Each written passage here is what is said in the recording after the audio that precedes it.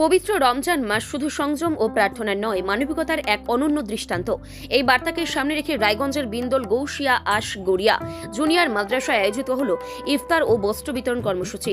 All India ইমাম অ্যাসোসিয়েশনের উদ্যোগে এবং সংগঠনের উত্তরবঙ্গের কনভেনর ডক্টর মোহাম্মদ বশির উদ্দিনের প্রচেষ্টায় এই মানবিক উদ্যোগে সামিল হয় ইমাম সহ প্রায় 2 শতাধিক মানুষ। দিনভর রোজার পর একসাথে ইফতার করার মধ্যে দিয়ে সম্প্রীতি ও ভ্রাতৃত্বের এক সুন্দর ছবি ধরা পড়ে।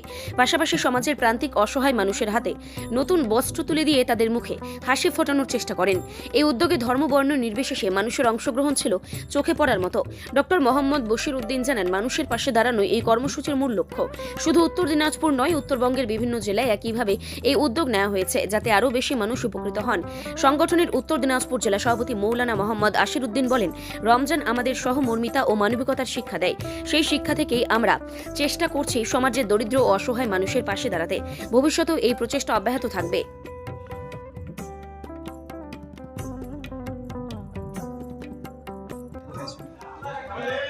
আমার নাম doctor Mohammad Bashir Uddin, all India ইমাম অ্যাসোসিয়েশনের উত্তরবঙ্গের কনভেনার। আজকে আমাদের এখানে ইফতারের দাওয়াত ছিল অল ইন্ডিয়া ইমাম অ্যাসোসিয়েশনের তরফ থেকে এবং কিছু বস্ত্র বিতরণ রায়গঞ্জ ব্লক 2 বিন্দল অঞ্চলের খারিজি মাদ্রাসায়।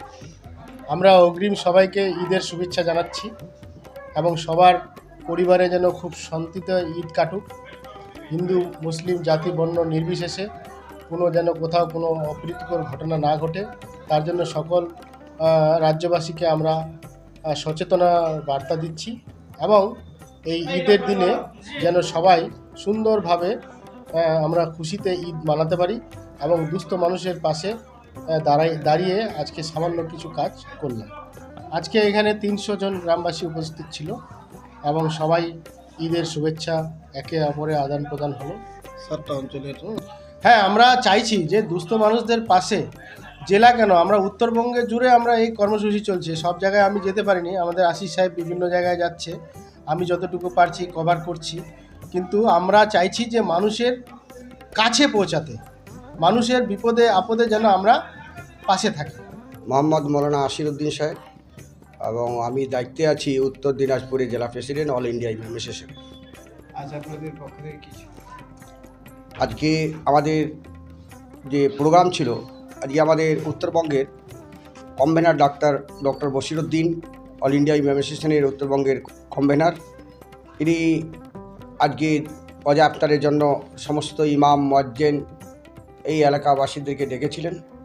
সুন্দরভাবে আজকে অজা ইফতার করানো হলো। শুধু এখানে নয়, এখানে তো আজকে অজা ইফতার করালো এবং আমাদের কিছু ডক্টর বশির উদ্দিনরা মানুষদেরকে বস্ত্র বিতরণ করবেন। এবং এখানে শুধু নয়, এর আগে হেমতাবাদে করেছেন, আপনারা দেখেছেন, সেখানেও তিনি বস্ত্র বিতরণ করেছেন এবং অজা ইফতার করিয়েছেন। তারপরে আবার মহিপুর একটা জায়গার নাম, সেখানেও তিনি অজা ইফতার করিয়েছেন এবং বাঙালবাড়ি একটা জায়গা পঞ্চায়েত আমাদের, সেখানেও তিনি অজা ইফতার করিয়েছেন। তিনার বাড়িতে অজা ইফতার করিয়েছেন।